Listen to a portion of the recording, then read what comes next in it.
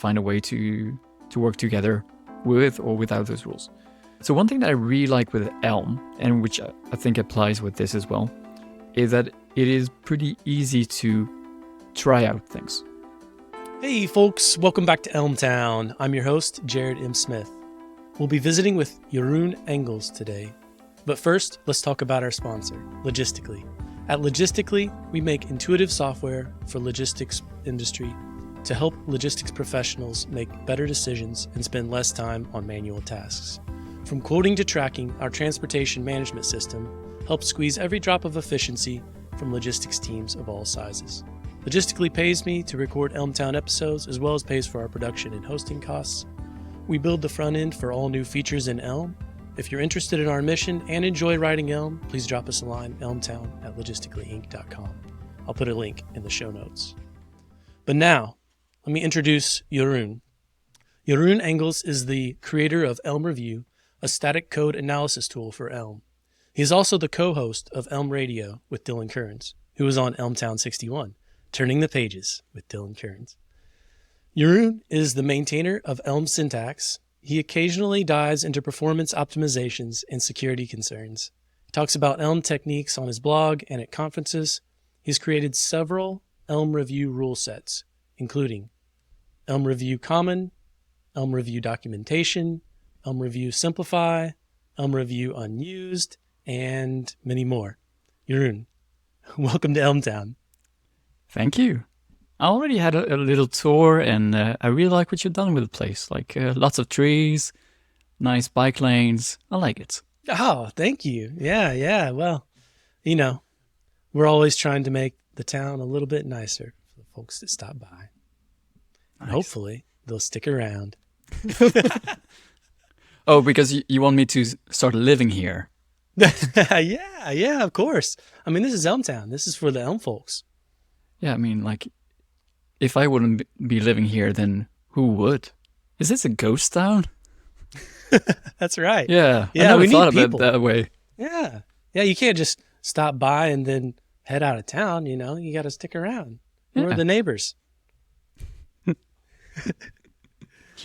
Awesome. Well, now that we've done that, let me ask you a question. How did you get started in computing and programming? Let's go way back.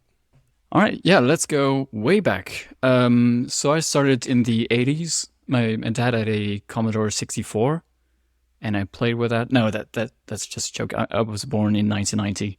But it's just so many people, like, when they tell this story, like, it's the Commodore 64. It's always the Commodore 64, or just a variant of it. Right. But no, yeah, I was born in 90. When I was 18, so in 2008, I thought I was going to do economics or trading, not financial trading, but commerce, but without e-commerce. That's how you say it in French, at least. And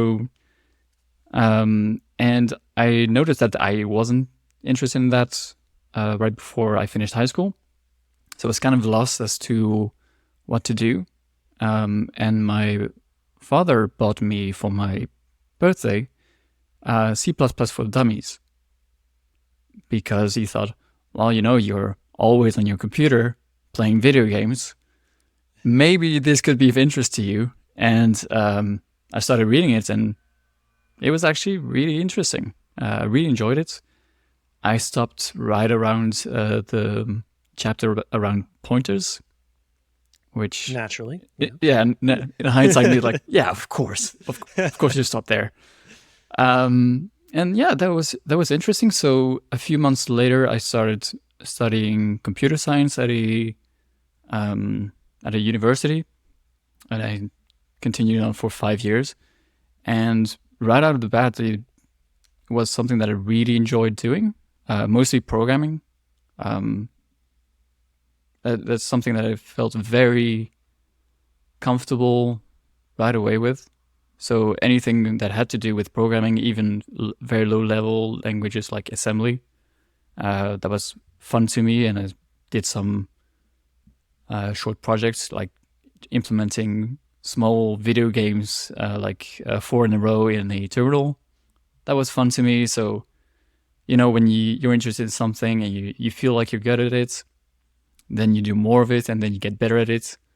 And well, I continued doing that until now. So that was like 15 years ago. I feel old now.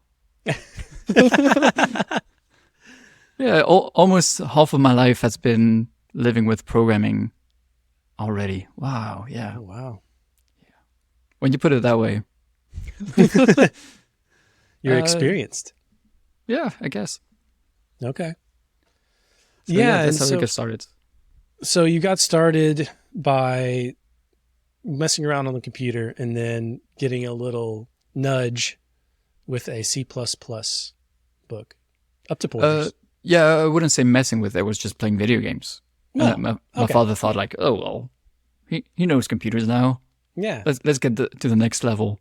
Hey, Or the that's lower right. level, I guess. Going deeper. Okay. Yeah. I like it. All right. So you got your computer science degree and then you said, all right, I'm going to get a job. Yep. I have to pay my bills now, which I didn't have back then. But yeah, I wanted to have a job in computer science. I became a backend developer at a company called Dashlane, which is a password manager, which I really like and I still use today. And then a few months later, I was a backend developer. I was doing Node.js, so it was still like in the 010, 012 days of Node.js, so it was a long time ago. And that's how I got started with JavaScript, or actually CoffeeScript. And yeah, that's how I got it started with JavaScript and that whole ecosystem. And all the future jobs I had were around JavaScript until I started doing Elm later. And a few months later, I got fired because I was not good enough. I always like to say that there was a good reason because I was hired. They were looking for a senior developer, and I was just right out of college. So, like, I've got a good excuse, but hey, I did get fired at some point. Well, during a trial period. That's their bad. I mean, how would you say, okay, here's what we expect, and then not really fill that? I don't know. Yeah. I assume you didn't lie and tell them that, well, I look young, but I've been coding for 30 years. I'm actually 52.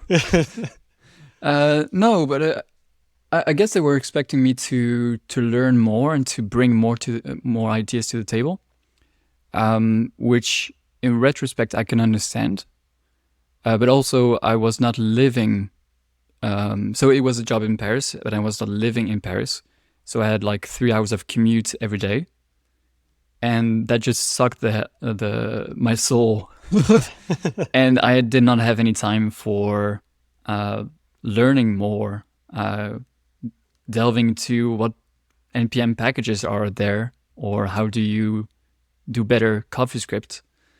I also didn't have time to see friends, basically. So I can understand why I was not as good as they expected. But also, like, yeah, maybe they shouldn't expect me to learn outside of work when you work 40 hours a week and you have 3 hours commute a day. Still like the job, but yeah, that ended. And then I got another job doing JavaScript, normal JavaScript, then mostly as a backend developer, again with Node.js. And I got started with frontend a little bit during that time, during the 3 years I was there. And that's where I really had time to learn about JavaScript, learn about all the frameworks that people use, all the cool NPM packages. And that's also where because I was there for a while, I was able to have the time to get frustrated with the quality of the code, or recurring bugs or things that we shouldn't do and that we keep doing over and over again. And that's why I got interested in like, how do we prevent all these issues? So some of my interests were around working with ESLint, which is a static analysis tool for JavaScript, and using that at work and figuring out like what kind of things that can we use to avoid having these mistakes over and over again. And that's also around that time that I got started with open source. So mostly contributing to the ESLint community by making a lot of rules. I think I wrote like 75 rules over the course of a year, which is quite a lot. Although they were a lot simpler than the ones I make for Elm Review today, because it was easier to be simple. But we can talk more about that later. So yeah, like I was a bit frustrated with the quality, and I got involved with open source and code quality tools. And yeah, I spent 3.5 years at that company. And then I moved to another company where we started using Elm. And maybe I feel like that's your usual question is, when did you get involved with Elm? So Right. At that next company. So if you have questions for the before Elm, that's now. Okay. Yeah, sure. Let's do that. So you were frustrated with quality, and it sounds like to me that you were starting to take on this senior engineer role, right? I mean, you were developing these qualities of expecting higher quality, and expecting more of the folks and the code base, right? So you could produce, I'm guessing, higher quality code, at a more reasonable rate. You want to elaborate a little bit more on that? Yeah, I never saw it that way. Like, that's just like, oh, well, I'm frustrated by the way that I write code and the way that others write code, and all the problems we're facing. But I never saw it as a senior thing. I actually only became a senior at this current company, where I'm at right now. And that also came out of the blue to me, like, oh, I guess I'm a senior now. Which, how long did it take? 2021, so like after 7 years of working full time. Okay. Which you can say is a long time for computer science, and also like that's super quick for other disciplines. Like 7 years of experience and you're a senior. What happens when you're when you have 30 years of experience? Like super senior level 45? I don't know. Right. Yeah. I think, you're expected to code for a few years and then become a manager, right? That's the route that a lot of people take, or become a entrepreneur or something. Like people expect something else at some point. But I definitely like the engineer path where you continue on and continue to hone those skills and get closer to mastery. So yeah, I'd say, I mean, I have no idea, what an average time to whatever name in a role. I imagine that has also a lot to do with like what company you're at, or just the timing at that company. If you're starting early, some folks, maybe their first job is CTO because they just right out of the gate said, hey, I'm starting a company and this is my title. I get to pick. I'm going to be what I want to be. So yeah, I'm a junior CTO. Yeah. Makes sense, I guess. Yeah. You could say that was kind of becoming a senior, whatever that might mean. Yeah, as you said, like it means different things for different companies. So, but it's definitely a path forward to care about that kind of thing. Actually, just like the more things you start to care about, the more experience you get and the more valuable you become, right? So if you care about a nice UI, and you start developing those skills, then that gets you closer to a more experienced developer. If you care about accessibility, also if you care about code quality, also. Yeah, I guess in a way you could say that a junior is just someone who has not found what they're passionate about or what they're really good with. Yeah, I like that. Sure, let's roll with it. And that is now the title of this episode. So at this point, you've felt these frustrations of writing code in CoffeeScript and Node.js. And did you say at this point you'd done some front end? Yeah, I started doing some front end at the end, but mostly logical things, not making things look pretty at all. So basically, I was starting to be really good at JavaScript, but not necessarily HTML and CSS, and I'm still not very good at that, I'd say. I know how CSS works now, so that's an improvement. Can anyone really say they know how CSS works? Some claim they do, some claim they do, and I will give them the benefit of the doubt, as long as they can do something faster than I can, which is not super hard. I learn it and then forget it and then relearn it and forget it and relearn it. And that cycle continues on and on. I assume forever, until I no longer have to think about it, but maybe not. Yeah. So either switch to Elm UI or switch to backend. Yeah. That's right. Okay, so you're having these challenges, these frustrations. Maybe describe some examples of what those might be. Things like, there's a stray console log in the code base. Like, that shouldn't happen. Or we keep having crashes because there's a variable that is not defined in the code base. Stuff like that. Or so that's where you put in the basic ESLint configuration, and then all those issues get reported for you. And then you start to have like a few custom problems that are not covered by ESLint out of the box. So I remember, for instance, one issue that we had where we had something called a context, where we put a lot of basically all of our shared data, like keys to the database and the current user and all those kinds of things. And we had one object holding all the data, and we were passing it around to all the functions that needed something from it. And I remember that at one point we had a console log where we passed in the context.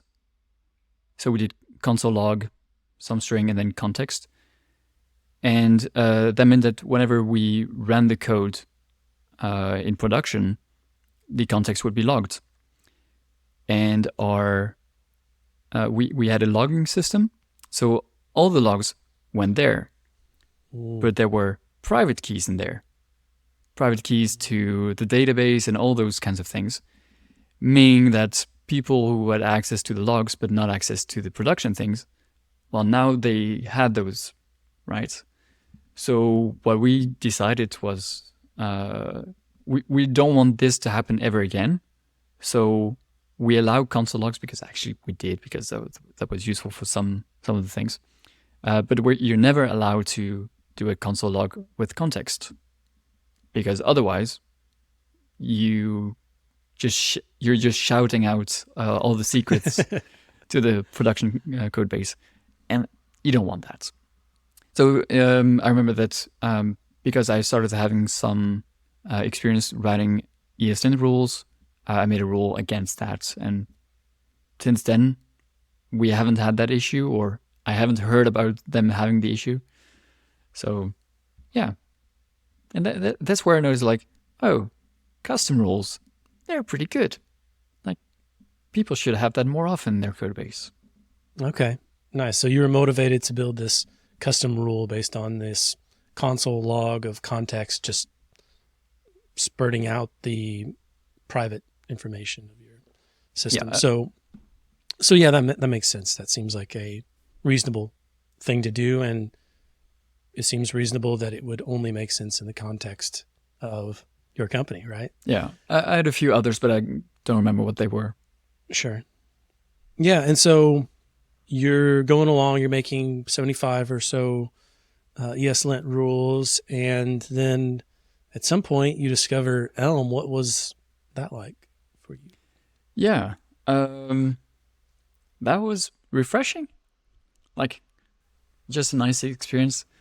So I don't remember exactly how I discovered it. It was probably like so many other people, like Dan Abramoff, who made Redux for React, said, "Oh, well, I was inspired by Elm, so I look at Elm and I find all those Richard Feldman talks, and I look at those and, oh, that looks interesting, and I followed the guide, and oh, that looks pretty good."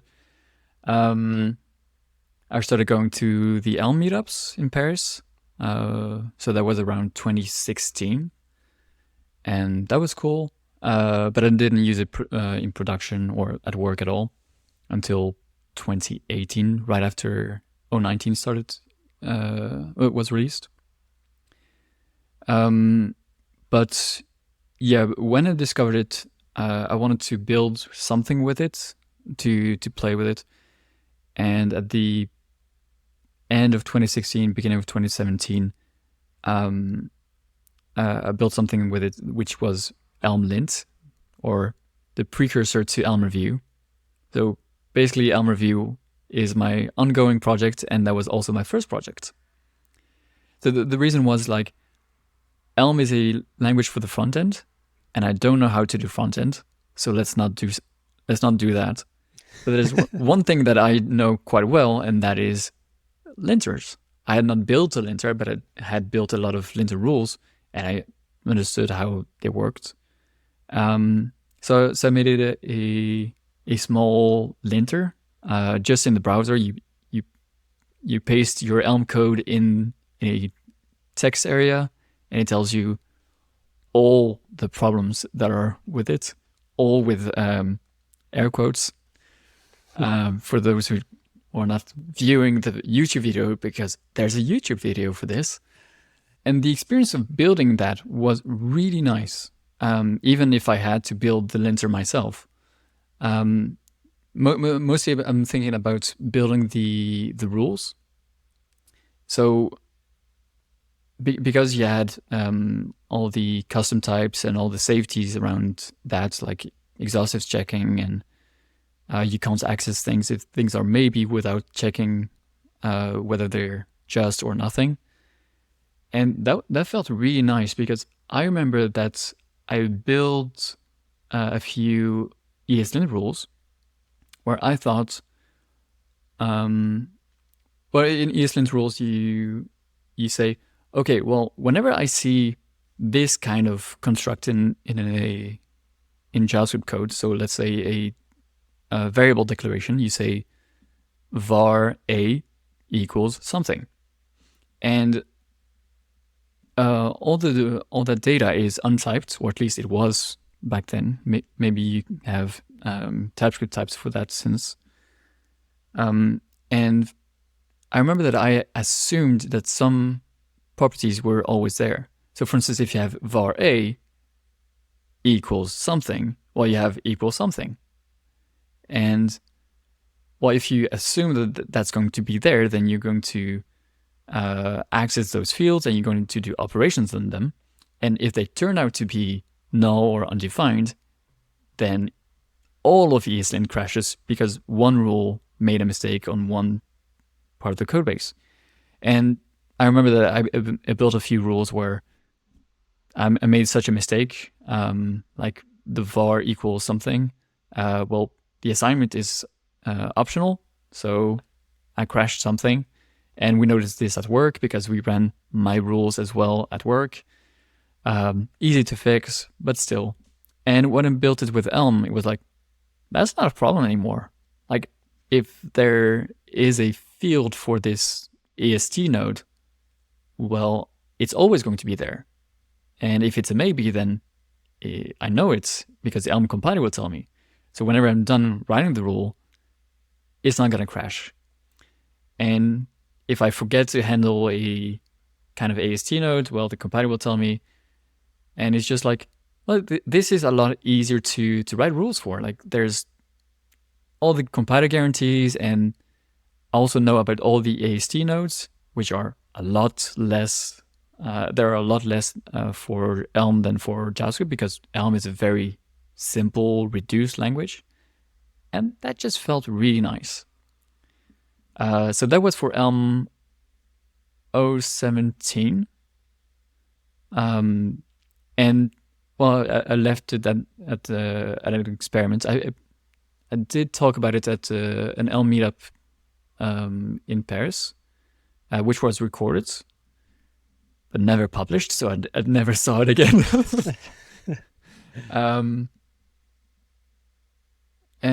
Yeah, so that stuck with me. And then in 2018, I looked for a job, for a new job, following the one that I mentioned before. And there was someone at the next job that was also interested in Elm and Haskell and functional languages. And we had the option to start a new project. And we're like, what's tech stack do we use for it? And we're like, well, we could try using Elm. And that's what we went for.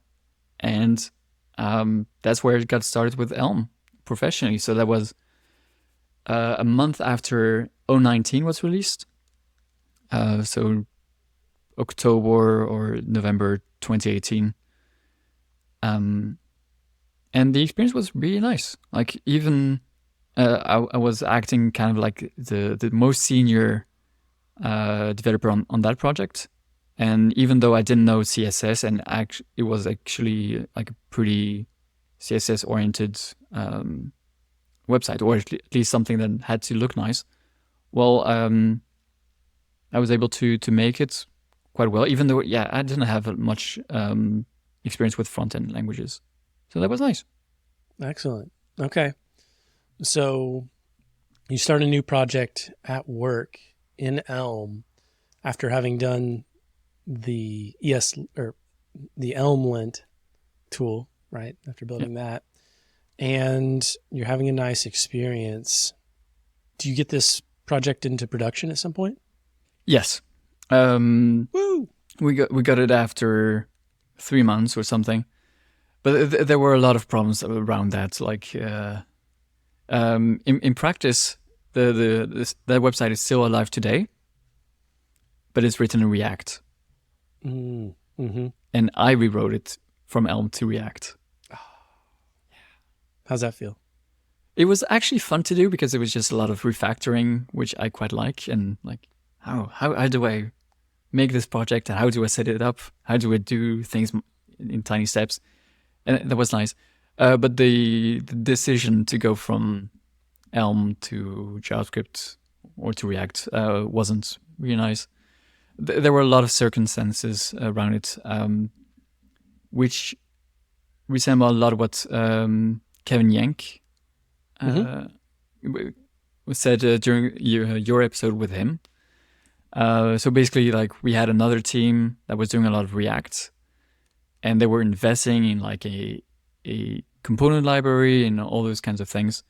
And we were still like, it took us like 3 months to release that new project, because like priorities changed, and because we were like, well, we are doing a new project, but we don't know if that project will stay alive. Not even for technical reasons, just like, will this work? Will this new idea work? If it doesn't work, we'll just throw it out, and then we have no Elm code at work anymore. So then we don't care about Elm. We don't want to invest in it until we've proven it and we have something sizable So at the same time, there's this other team that is heavily investing in React.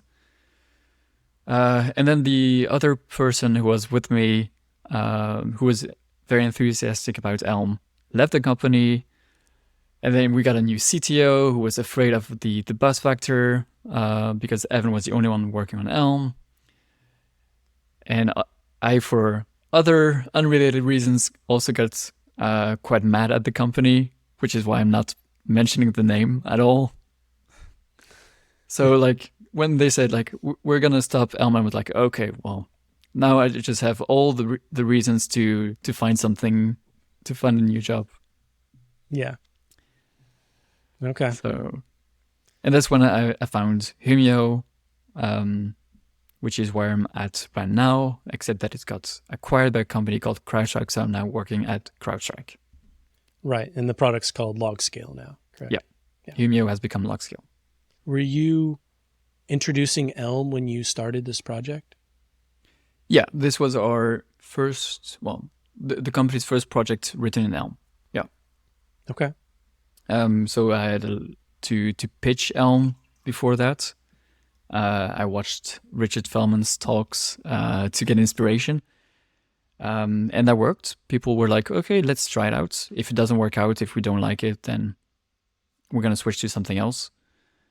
But overall, people liked it. There were some concerns about like, from junior developers, like, what happens with my career if I only do Elm? Can I move to another company and those kinds of things? So there were plenty of reasons why they wanted to move away from Elm, which sure makes sense. But also like at CrowdStrike, we're using Elm and we're like, yeah, this works just fine. Like we're happy with it. No issues recruiting. The app is pretty stable. So yeah, it's I think if you want to find problems, you'll find problems with Elm. Yeah, I agree. Yeah. And so you're continuing on, you're building this. Were you working with anyone else at this point when you're starting out this product? I assume you've got a team. Yeah, we were usually teams of 3 people, like one backend engineer, and two front-end engineers, including myself. And the teams kept switching. So I was the only one who stayed on that project the whole time, and the other people kept swapping every 3 months, which was not really nice, but that's how things were. Okay, so that's when you're starting out and you're the consistent piece of that puzzle on the front end. At what point did you decide, okay, I'm going to start building Elm-review again? Yeah. In that project, we had a few places where we defined shared things or common things. I remember, for instance, we had a module to define all the colors because we had a design somewhere and it said use these colors and these colors only. And we decided to only use these colors from that color module. So every new color needs to be added to that module and then referenced in the other places of the application. And I kept seeing new colors being defined in the rest of the code base. So not what we agreed upon. Maybe that was like people forgetting, that was people switching teams. And I was like, I know of a tool, because I've worked with ESLint, where I could just have a tool look at the code and say, this is not correct. This is not how we decided to do things. And that is called a static analysis tool or linter. So there was a tool called elm-analyze back then.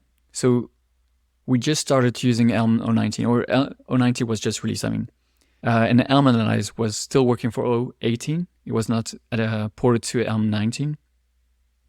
So we couldn't use that. But we couldn't use that anyway for this problem because it didn't support custom rules. So I was like, I still have a old project called ESLint somewhere in my backyard. Let me try to take that and build a linter, because like I already have like half of the project already. Elm still doesn't support 019. It got it a few months later. And yeah, I was like, okay, let's build a rule that says you can't define any colors outside of this module. And I mean, I just knew that would solve the problem. A problem which is about communication, but constant communication, which is what a linter is good for. So yeah, that's where I thought like, yeah, that's where it could be useful. And that became the start of elm-review. A few months in, I was like, I want to quit this company now because I had a lot of issues with it. In Elm Europe 2019 is coming up, and there'll be Richard Feldman, and maybe I should work at No Red Ink. So maybe I should have something to show Richard. So I started working for like the entire month of July or June or whatever, to prepare Elm-review to be in a showable state. And when Elm Europe 2019 arrived, Richard made a talk, and that might be his only talk where he didn't say we're hiring, because they stopped hiring at that point. So I didn't go to No Red Ink. But at least I had a good thing to show some people, which a few months later was released as Elm-review. Awesome. Yeah, so that would be the silver lining, right? Like you found this motivation that still allowed you to release Elm-review, and then you continued on, right? Working there. And I assume over 4 years now. Over 4 years, yeah. So, I mean, that sounds like a win. Did you build custom rules particularly for your company as a way to sort of dog food Elm-review and gain feedback? How did you go about that process of introducing Elm-review and getting feedback and building it out? Yeah. So I knew what use cases I had at work, but the initial release of Elm-review was like a few weeks before I switched the code base from Elm to React. So there was not a lot of use in Elm-review anymore. So the idea was to dogfood it. In practice, it wasn't dogfooded at all. Okay, so just so I understand, this was when you worked at the company before Humio. Before Humio. Okay. Yep. Yeah, I got you. So you're going back talking about that. And then when you came back to start working on Elm-review, right? You changed the name, you kind of re-released it. Tell me more about that process, about starting that and getting that going and all those fun things. So I released it as ESLint at some point, just to to try it out. So it's not just on my machine anymore. I had a talk with Evan saying, hey, I have this tool that I want to release. Are you okay with it? Because I was pretty afraid, like, I know the potential of a linter, and I was afraid that people would build a lot of nonsensical rules with it. And there was a big fear I had, like, because like just opening Pandora's box. So I wanted to let Evan know, and he said, like, I'm okay with it. I actually still don't know if he's tried it out since. But he was just like, well, we should probably rename it, or the name is not great because lint is not a great name. And I have looked it up since, and yeah, it's not a great name. Like, do you know what lint is, or? Lint to me is what I pull out of my belly button. Yeah, exactly. Yeah. which for someone whose first language is not English, like, no, for me, a lint or linter is that tool that we use for JavaScript. So yeah, it turns out lint is exactly like those pieces of fabric that you find in your belly button or in your pants. And technically, linting is the accumulation of those. Whereas you would say that when you're linting your code base, you're actually removing them. So that doesn't fit. Yeah. Yeah, that's like the opposite of what you want. That's so like right. the name is actually not very good. So I prefer saying static analysis tool for Elm rather than linter for Elm. But it is a bit long. People understand linter better. Sure. If they're in the right context, right? Yeah. If you're Yeah. coming from someone who already has experience with linter tools or static analysis tools in other ecosystems, oftentimes, yeah, the term linter will ring true for them. But yeah, for others, that may be confusing. So yeah, okay. So Evan suggested review. He suggested Elm project review, which Elm I was project like, review. Okay. that's a bit long. Let's stick with Elm review. And yeah, now I'm happy with that name. And that one stuck. Nice. Okay. And then, yeah, I was just trying to get it released one way or another. I had a talk with Richard at Elm Europe in 2019 where he said something along the lines of the author of a tool or of a package is responsible for the experience of the tool, which I took to heart. And that led me to spending 2 additional months working on Elm Review before releasing it. And that made it into a tool that was quite nice. So that was in September of 2019, I think. And in practice, it was not used at all.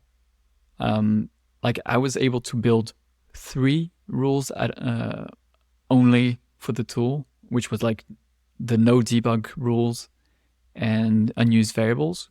I think that's it.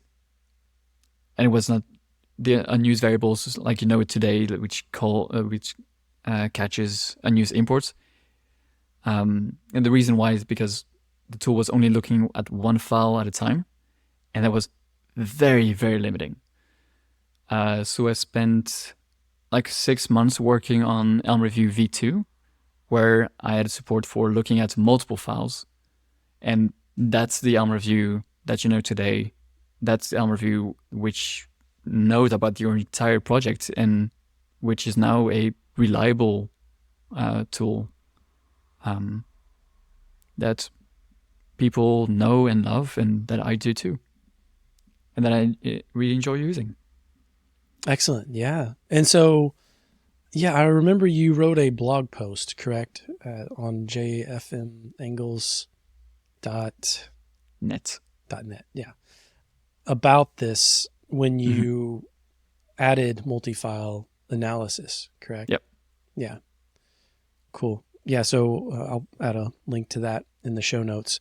I have a question for you. This is kind of random. We'll just mix it up a little bit here. This came to me. Spice it up. I assume the J is for Jeroen. What's FM? Yeah, J is for Jeroen, F is for Franciscus, and M is for Maria, which are my second and third middle names. Awesome. Or in French and Dutch, you would say first name, second name, third name. Okay. Yeah. Or I might say you have 2 middle names, right? Yeah. Yeah. Okay. So, well, now that we're here, what does your M stand for? mine is very boring. It's Michael. All right. Jared Michael. Jared Michael. That's right. Yeah. Mine are Latin for some reason, because my parents are Christian. Like, okay, well, give Latin names in the Netherlands. Yeah. Yeah. Okay. Cool. Well, now that we got that out of the way, I'm going to mix it up a little bit more. I'm going to ask you a question from Dylan Kearns. You may know him. Rings a bell. Rings a bell? Okay. he said, this is the question from him to you. You used to publish comics at postedontheweb.tumblr.com. Mm-hmm. How does your humor influence your coding and your approach to podcasting? End quote. I would say it doesn't. So yeah, I did have a blog where I drew comics at the link that you just said. So if people want to check it out, go ahead. It is basically, I have a Post-it and I have a pen and I draw something funny on them, and that's it. Like, they're one panel comics, and they're drawn kind of like Cyanide and Happiness comics, or Explosum. I don't know what they're called exactly anymore. So they're very simple comics because I don't know how to draw very well. But the humor was in my mind, so I let it out. That's actually kind of when I think I started getting funny. Before that, I was very uninteresting. Now I'm okay. Now I'm able to make a lot of jokes to make my girlfriend laugh, which I really enjoy doing because that's a very lazy way of making her happy. Yeah. Okay. I would say that has not impacted my way of writing code, because I don't put any puns in my code at all. And when I'm recording a podcast with Dylan, I try to stay serious. like in my usual life, I would say, I make a lot of puns, but I tend not to do those on the podcast. So I'm usually funnier outside of the podcast. For this recording, I prepared a few jokes like about the Commodore 64, but yeah. Yeah, nice. Okay. So you were making these Post-its and then posting them on the web. I feel like, already we know what kind of humor we're going to get. Nice. But but you're keeping keeping this out of your code and out of your approach to podcasting, and in your view. I would say that if nothing else, your sense of humor allows you to make those jokes available, if that makes sense, right? Like in the similar way that I like how when you and Dylan are talking on Elm Radio, and maybe Dylan's talking, he's explaining something, and then you ask a particular question that seems aloof, although I already know that you know the answer to this question. You're asking the question to guide the conversation in a particular way. Mm-hmm. So it's very, useful in that. And I think that approach also works for, comedy in the podcast as well. And I would say that maybe it's not humoring, but the fact that you write Elm review rules, you're guiding the way that other folks look at their code, right? You're inviting them to observe it in a different way. So I think, if you look at it like observational comedy, if that's your shtick, and some puns and things thrown in, then that, could tie in outside of Post-it on the web, which is, I looked through, I don't know, at least 75, at least as many ESLint rules as you've written. I've looked at those Post-it on the web. I think there's like 100 or something. So you went through most of them. Yeah. It was a good time. So yeah, I think that maybe not directly, but maybe indirectly, it may have some influence there. So, cool. Yeah. Well, I feel like recently, because people keep saying that we're funny somehow, or that our jokes are funny. Recently, I feel like we're trying to have a little bit more fun, or to give more leeway to funny conversations. Whereas, like at the beginning of our podcast, it was more like well, I will try to have something educational, and so I'm gonna be more focused on delivering something to teach. Right. But yeah, now we're just like, okay, let's. I have an idea. Let's throw it out there, and if that's a good joke, good. If it's a bad one, let's joke about that one. There you go. Let's joke about how bad it was. Okay. So then let's get back to Elm Review, right? Mhm. That's what ultimately we love talking about here. I What always do. what challenges did you have with building Elm Review? I mean, there were plenty of things to do. Like when I look at some parts of the code base, I'm like, wow, I wrote that thing. I didn't even know there was a concern anymore. Like that has totally left my memory. I would say like just the technical perspective of the technical feature of looking at multiple files and keeping that to be efficient. That was challenging. Improving the performance has been very challenging, and it's something I've worked on several times in over several batches. Like I remember, I think last year I improved the fixed mode's performance by like 13 times, and that was like very needed. So yeah, I feel like performance is mostly what is complex.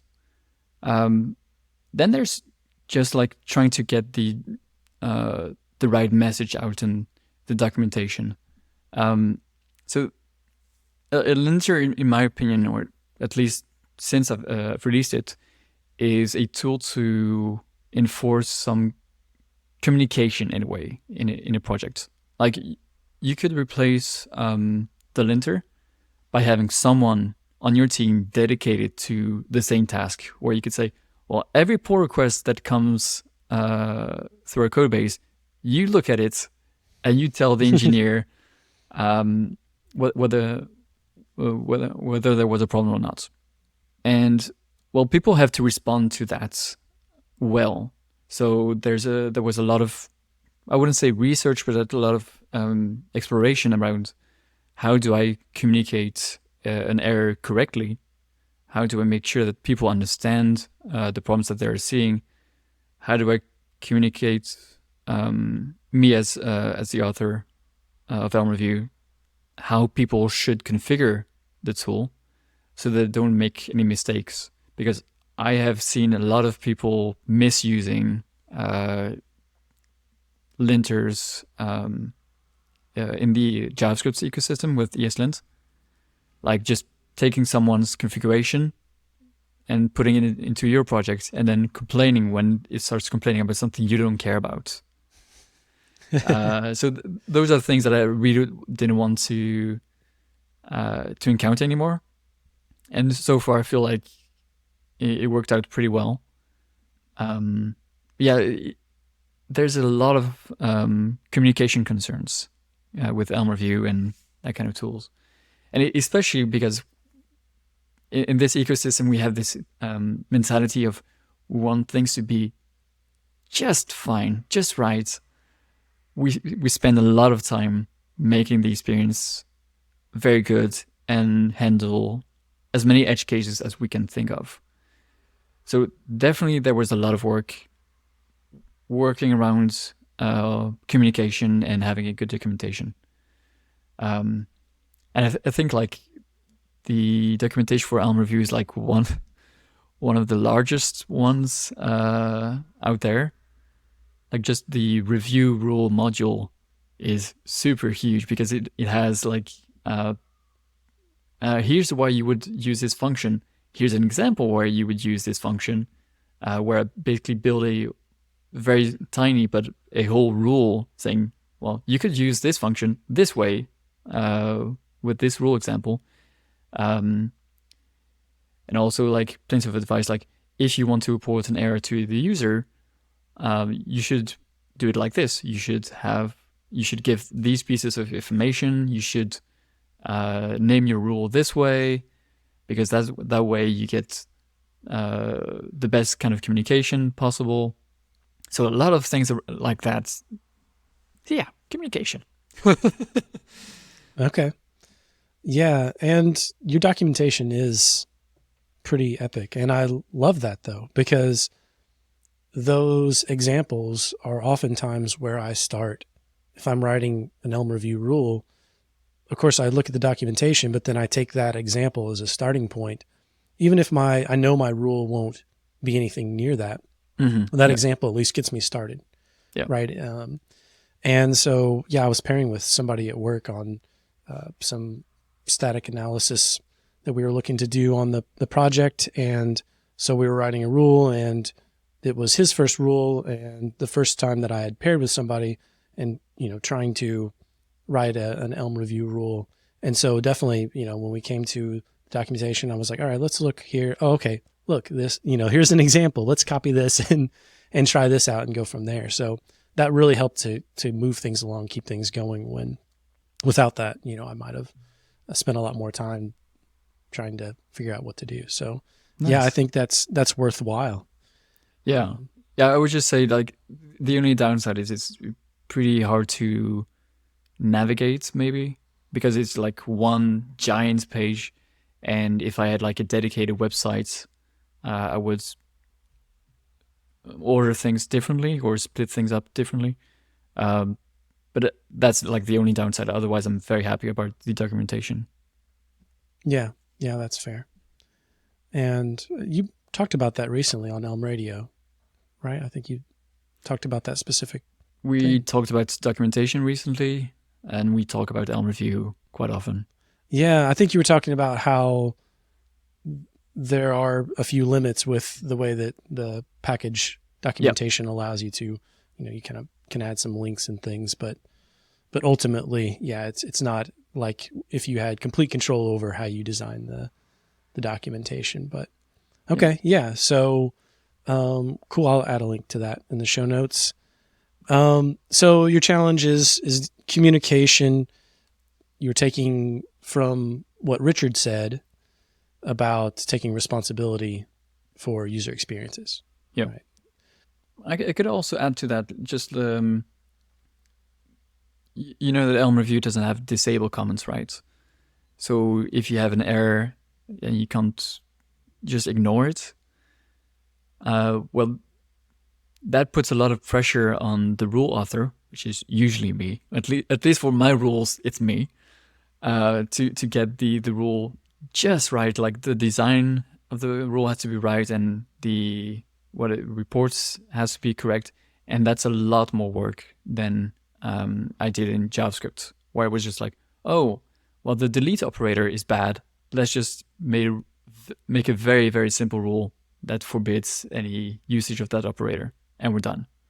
In Elm, that doesn't float as well, because like every operator that you have like makes sense in some context, or every piece of syntax makes sense in some context. So you have to be a lot more subtle about your rules, and finding the right balance is really hard. Like I just made a rule right now, which is like moving all the data arguments to be the last argument, because in Elm, functions usually take the data type as the last argument, and I want to enforce that. And it turns out I can't find a design for this rule so far where it works just well for all the cases. So in this case, I think I'm not gonna publish this rule unless I have a breakthrough, and that's just something I have to live with. Like, well, we won't have a rule for this, and that's fine.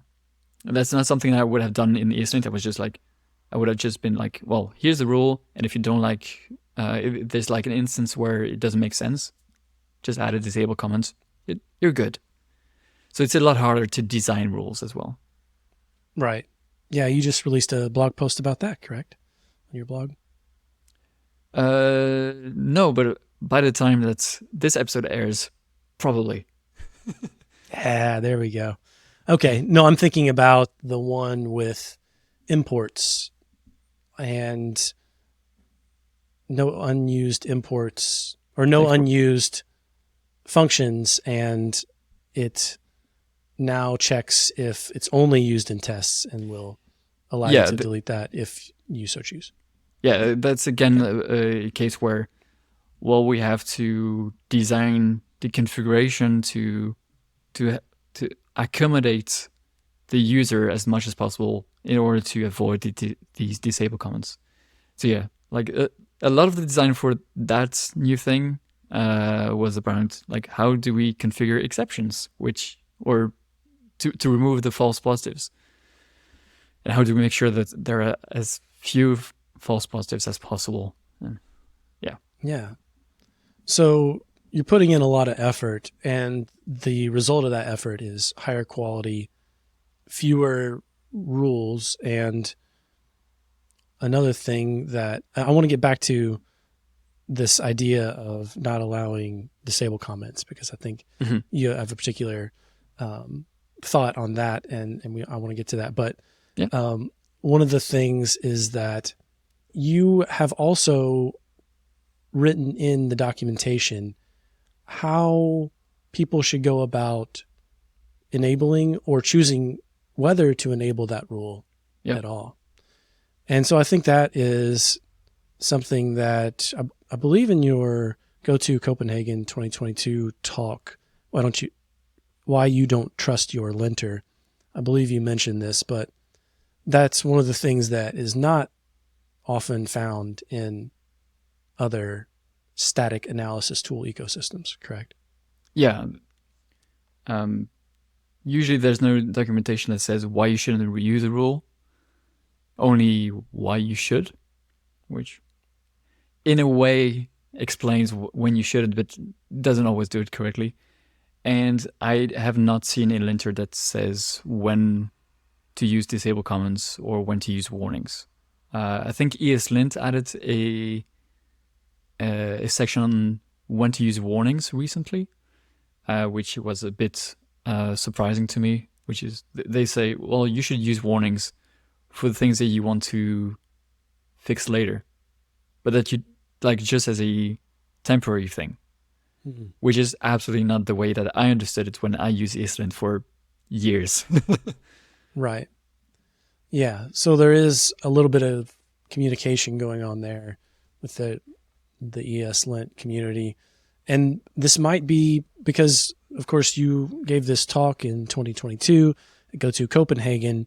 And one of the other main points that I believe you were making was about disable comments and how elm-review doesn't have them and how that has affected the tool and the ecosystem around it. Do you want to elaborate on that a little bit? Yeah. So the first reason why I don't have disable comments is not the one that I mention usually. It's because of Elm format. So usually when you have a disable comment, you put it on the same line, or at least the way that it is done in ESLint is on the same line that there's an error, you say / ESLint disable, and then the name of the rule. I think ESLint disable line. Yeah, maybe. Or you put one comment on the line above and you say ESLint disable next line and then the rule name. And the reason why that doesn't work for Elm is because Elm format moves the comments around. So it actually makes it a little bit tricky to put the comments where you want them and to have them stay there because of Elm format. So that was like my main reason not to have disabled comments in the first place. And I noticed that Elm Analyze also didn't have disabled comments. So it was like, well, you know what? Let's try it out and see how that goes without them. And turns out pretty good. Turns out there's a lot of other things you can do to not need disabled comments. Is one, you can build a higher quality rules. Two, you can choose not to have a rule. Like even if it makes sense in some cases, if there's too much pain, if there's too many false positives, then you really need to weigh the trade-off between benefit and pain that it brings you, because it is painful. And then there's the suppression system that elm-review introduced, which was really nice, because like very often, like I want to disable something because right now I need to move fast, or I want to enable this rule and I have 1,000 errors and I want to suppress all of them. Well, I can add disable comments, or I can use a warning level. And those don't work very well for several reasons that I outline in that talk. So yeah, there are better alternatives to disable comments, is what I believe. And honestly, it has worked really, really well for Elm, or at least in the context of Elm. I don't know if it would work as well for other languages. I'd be curious to know, because as far as I know, no other languages have tried it. Yeah, there are a few linters out there that don't have disable comments as well, but they tend to be just code style linters. So in a way, like code formatters, but without the formatting, or sometimes with the formatting.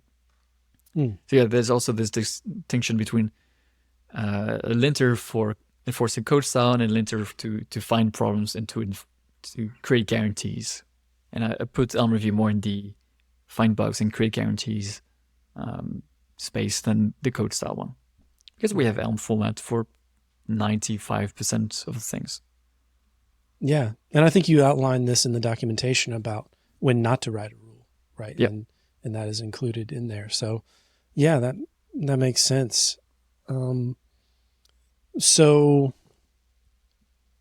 you were having challenges with the communication, right, and the performance, and then we talked about that. Then you talked about how disable comments initially were not introduced in Elm Review sort of just by chance, right? Because that wasn't already there.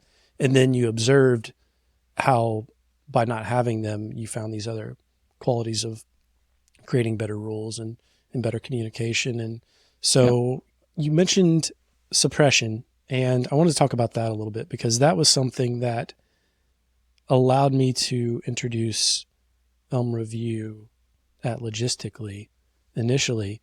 When I was first looking at it, I wanted to turn it on. I think what you mentioned earlier about a static analysis tool being communication, and the alternative being, feed all the pull requests through this person, and then, that person is the source of communicating all those things. Well, that of course was me, right? That, and so I was so excited to, be released of this burden.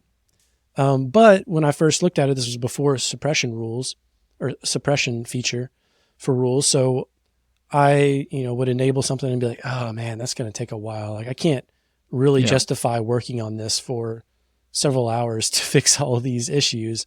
I wanted to deprecate things, suggest a different solution, right? Like this is where we're moving toward, even though we have like this, let's say a util module, right? That gets a whole bunch of stuff in it. We want to move this into things based on their types. It is one of the things that I like to enforce. But as a rule previously, I wasn't able to kind of get started. But as soon as you release the blog post, Stop the Bleed, right? Which great title there. And then, release that tool, that additional feature for suppression. Then immediately I was able to go in, okay, this is deprecated, add some documentation in there. When you see that deprecation, you go to that module, you can read, go over here instead, right? Or, explain the idea behind that deprecation. So that was great. And I think that, the alternative being, let's say, warnings, right? Like if all those things were warnings instead, obviously that would become noise, or in my mind, that would become noise. Maybe other people would be able to continue to endure that and and look through them and see additional ones, or maybe build some system on top of it. But with the suppression system, it does all this, it handles it. And if a new one is introduced, then that's when it lets you know, hey, this is a new instance of this deprecated thing. We're trying to get away from that. At least fix one of these, right, in this file. Yeah. And you might end up fixing more. Usually what I would do is, as soon as I encountered one, I'm like, oh, well, I'll just fix them all in this file. That's my goal for today. And that was the intent. Yeah. And then, it's better than it was, and it's definitely not worse in my opinion. So that was nice. And then I get the, the kind of, calm joy of not having to do that myself, right? To enforce those things myself. Yeah. And I get my time back, which is huge. So thank you for that. And My pleasure. I want to talk a little bit though about what kind of happened after. I talked about this a little bit on the episode with Wolfgang Schuster. So that was all hunky-dory. And then we had introduced another more experienced Elm developer as a contractor onto the team. And then I had a meeting with all of the full-time engineers and I had decided, you know what, I think we can introduce the NoUnused, some of these rules. Yeah. And I was like, here are my concerns. I think if we're working on a feature and that feature is incomplete, we're doing feature toggles to allow this to go out incrementally. That's something we may have to handle where this might be a pain. Is this something that we're willing to accept? Everybody on the team that was in that call was cool with that. And I think when I had originally described this to Wolfgang, I didn't add in there that everyone on the team, except the one contractor who then later was like, whoa, what is this rule? And, this is causing problems with efficiency for me. And so that was ultimately when those rules were disabled. That I think is something I would like to get your take on as far as like how you might approach that. Because I'm kind of to the point where now I can run those myself behind the scenes, right, and fix those things. And that's okay. I'm not, if that's the worst thing that happens, it's better than having to do it all manually. Like if I go into IntelliJ or something and go to a file and then delete all the unused in a particular module. No, I can, actually let it elm-review, fix all of them that are here today and move on. That's not the end of the world, but just that experience I was kind of like, oh man, like I made a mistake here. I did something wrong in how I communicated these rules. I didn't communicate clearly enough to everyone. And I think you made a great point that, if you're going to enable a rule, you have to be willing to disable it later if it doesn't work. And so that was something that I took to heart that you said. I was like, okay, I feel strongly about this, but not so strongly that like I want to make it not a delight for other folks. Yeah. And Wolfgang had some suggestions as well, about maybe enabling it for a particular or configuring the rule to not enable that on certain folders, and kind of pick and choose, create a strategy around that. So that's something that I will definitely look into. And so, yeah, I didn't know if you had any thoughts on that. Yeah. So those rules are still disabled today? That's correct. Okay. So yeah, a linter is a means of communication, right? And enforcing something to always be true. So in my opinion, it is important that you convince that person and the entire team. In this case, the person. And sometimes that's not easy. Sometimes they don't get convinced. So what you need to mention is like what benefits you get out of this. If we do this, then what benefits do we get? Of course, there will be some pain associated with it. Like even for the unused rules which are pretty good, but there will be some pain, like you can't write your code maybe the way that you want it, where you have unused code. And well, that's a price you have to be willing to use those rules.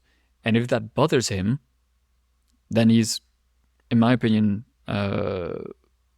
fully in his rights to mention it and to tell you that there's a problem and you need to find a way to work together with or without those rules. So one thing that I really like with Elm, and which I think applies with this as well, is that it is pretty easy to try out things. So I remember the first time I worked with Elm professionally, I had a few juniors on my team and they were like, well, we don't know. We have a problem here and we have two solutions in mind. We're thinking to go with this one, but there's also this other one, and it's possible. And me, as someone who's slightly more experienced, I know, well, you're going for the wrong one. But the thing is, it is pretty easy in Elm to undo something or to change something. So I would be like, yeah, I'm going to tell you why I think you're wrong, or maybe I'm not even going to tell them, but I'm going to tell them like, go ahead with your idea and reevaluate it in a while, and tell me how it went and whether we should undo it or keep it. So that's something I really like with Elm. Just like play with it, have fun, and if you feel pain, undo, reevaluate, think of another solution. And I think you could do the same thing with Elm Review in this case. Is you could tell him, let's just try it out, which I guess you did, but maybe for other people, like let's just try it out. Like let's enable this rule always. Try to respect it. Whenever it tells you there's an error, try to if it tells you that there's an unused function somewhere, follow its guidance and remove it if it makes sense. And well, if they just try it out, they will be able to say, well, actually, yeah, they were right that this was not the right way to do things. Like you can do things in a more incremental way, which I think in this case is more like the problem there. They were building functions and not using them, which is, as we talked about on a recent episode of Elm Radio, maybe the last one we recorded, so it will be out by the time this one is out. We mentioned like, yeah, you should approach your way differently. Like you should build something and use it directly, because that makes for better feedback and stuff like that. So maybe in this case, that's the way that you should tell them to do their job. And if they're happy with that, okay. If they're not happy with changing their behavior, let's reevaluate.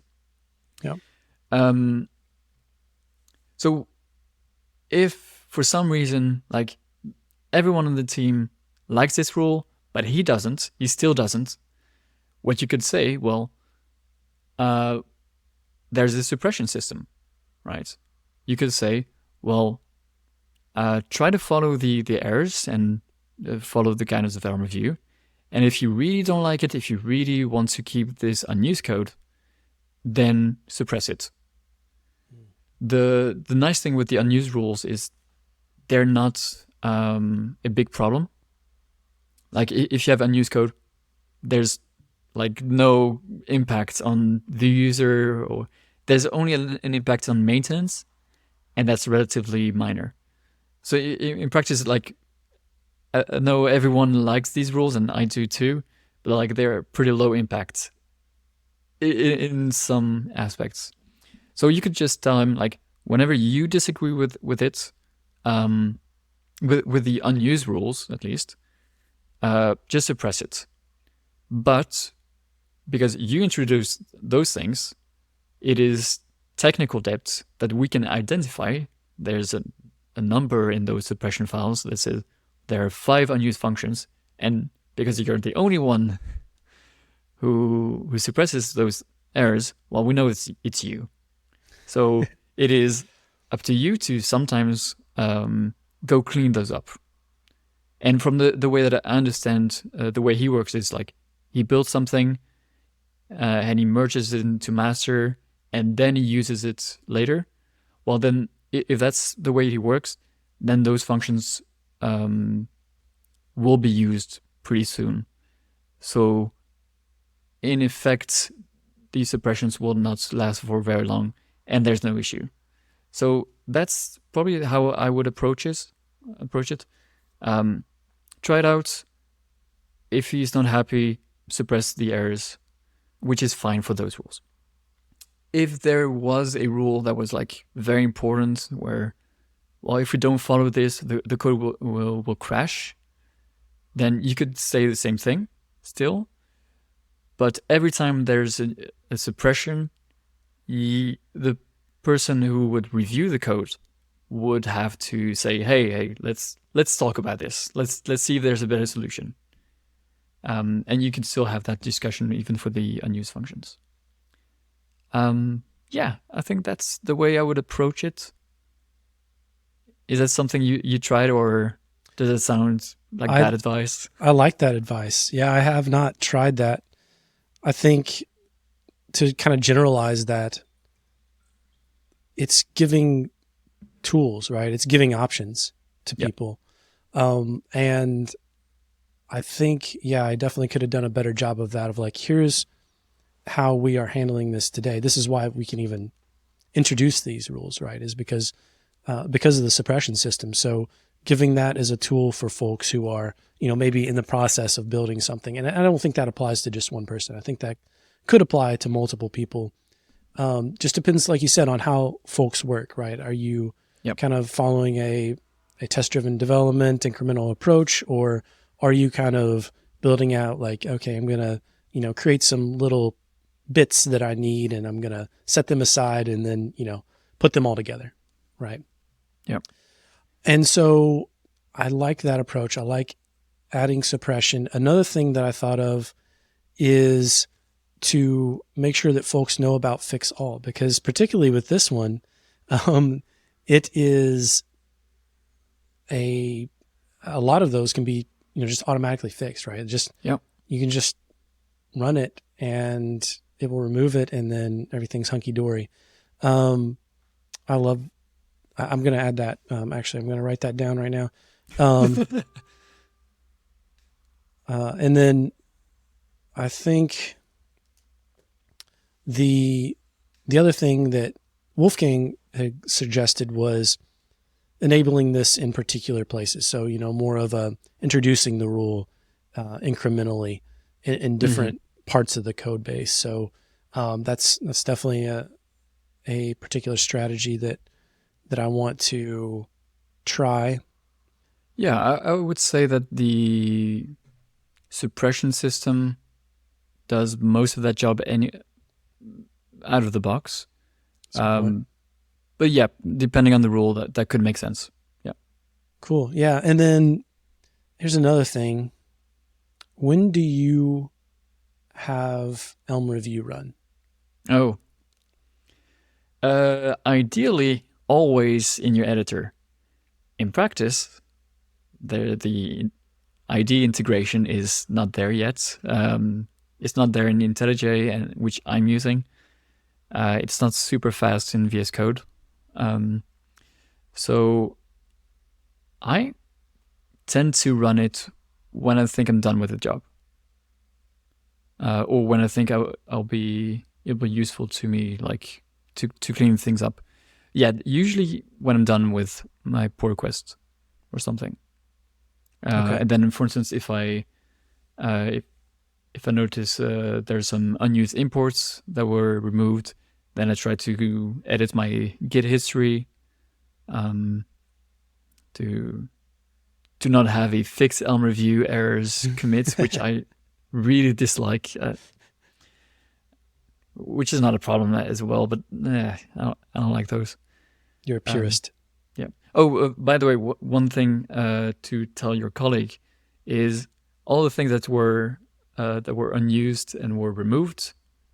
if at some point they were merged into master, you can recover them through Git. So that's also like one thing to keep in mind.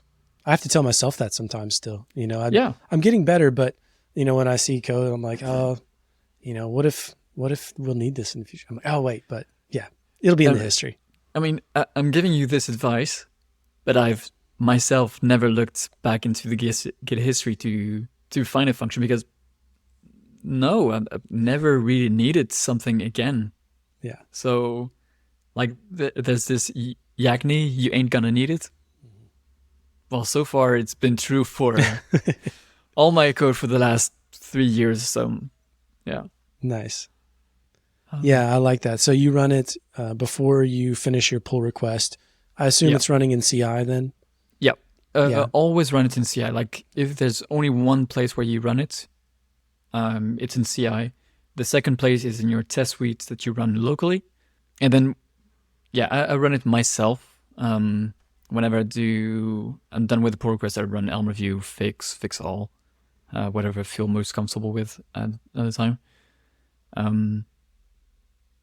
But ideally, one day, hopefully, it will be integrated into editors, and I get the feedback all the time. But that day is not now, and I'm not working on that right now either. I don't want to work on that. Still hoping for some people to take up that job, hopefully one day.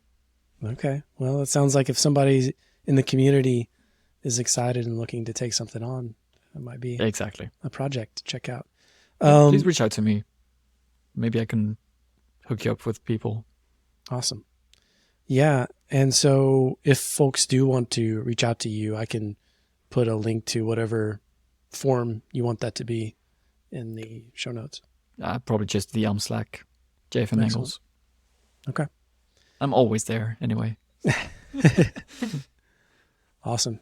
One of the ways that I had ran Elm Review and then it just by happenstance got removed was I have a watcher set up. So when you're running code, of course, you can rebuild it, and it uses Elm Watch, and it also runs Elm Test after it builds. But that was also running Elm Review after, and then just as a matter of like refactoring things, right? It was removed, and so that was my fault. And I'm wondering if it would make sense to add that back in. I haven't tried it yet, but of course, like you said, just trying things, seeing how it works is a good route. But I didn't know if you have tried that, had any experience with it. To do what exactly? To run Elm Review when a file changes. Yeah, so there is a watch mode in Elm Review. I use that quite often as well. It's just that my computer at the moment is a bit slow, so anything that adds to that is not welcome. Yeah, definitely something maybe to otherwise, try. Elm Review in watch mode and or in fix mode. I really like using that combination together. Yeah. So you can have it watch and prompt you for fixes? Yep. Nice. I haven't tried that combo. Yeah, and you can also run it with fix all if you want to. But yeah, the reason why I don't run Elm Review more often is just mostly because I don't think about it. Because I need to open a terminal to run Elm Review and keep watching it because like it only prompts you, so you need to watch that terminal. Mm-hmm. And I'm mostly usually concerned about the Elm compiler, and that's it. So that's why I would like to have it in the editor, because there I would see all the errors. Yeah, that makes sense. Is there anything else you wanted to talk about before we get on to picks? I mean, I've already, I think, beat Dylan's episode in terms of length, so I think I'm gonna say no. I'm always happy to come back if you have more questions. There we go. I like it. Let's do that. All right. Well, what picks do you have for us today, Jeroen? Yeah. So the first one I have in mind is Sega Cap, which is a weird little URL, segak, segakcap.com, which is the reverse of packages, which John Pavlik made, and is a tool to find which project to use which dependencies. And turns out for Elm Review, it's actually a really good tool to find all the review packages, which is actually like not so easy to find otherwise. So cheers to John for making that. So if you want to look for Elm Review packages, use that. I'm happy that it's there. I also want to give a shout out to people who help make Elm Review better through conversations and discussions. There's also Lou and Sirius Star on Slack who made a lot of Elm Review packages, and I'm really appreciative of that. And I know this is not a thanks section, but it's like, well, check out their packages, and also check out the Elm Review documentation if you want to build a rule. That's like, if you want to get better, like that's probably the way to go. That's how you improve as a developer. Just make Elm Review rules. I don't know. Yeah, maybe that's one approach. I also want to mention something different than Elm Review and then programming, which is I really like manga, Japanese manga. And there's one that stuck out to me like the last few days that is called Ajin, Ajin, which is a story about our human or normal society, but some people are immortal and can't die. And I really like how they push the idea as far as they can. Like, well, what does it mean if you're immortal and, well, you get crushed or something? Well, what happens then? Oh, and, well, can we do something with that? What happens in this situation? Oh, what are the impacts on human society if this is true? And I really like those stories where they take one idea and take it very deep, and this is a pretty good manga where they do this. If you have other, if some listeners have stories like that, I'm willing to talk to me on Slack. I want to know about those. So yeah, that's my picks. Awesome. Yeah, and so I just have one pick today that is the Software Unscripted podcast. I don't think I've picked that before, but other than Elm Radio and Elm Town, it's the other podcast that I listen to. It's hosted by Richard Feldman, and he talks about Elm occasionally. Jeroen has been on there talking about Elm Review, and other Elm folks have been on there. But although it doesn't always talk about Elm, I think the principles, the mindset, and of course it's Richard who, if you have watched a lot of Elm related videos or tutorials or books, they may be from Richard Feldman. So, so that's something that you might want to check out if that sounds interesting to you. Other than that, I just want to say thanks to all the folks listening out there, and please rate and share the show if you're enjoying it. And thanks, Jeroen, for coming to Elm Town. Ciao. Thank you.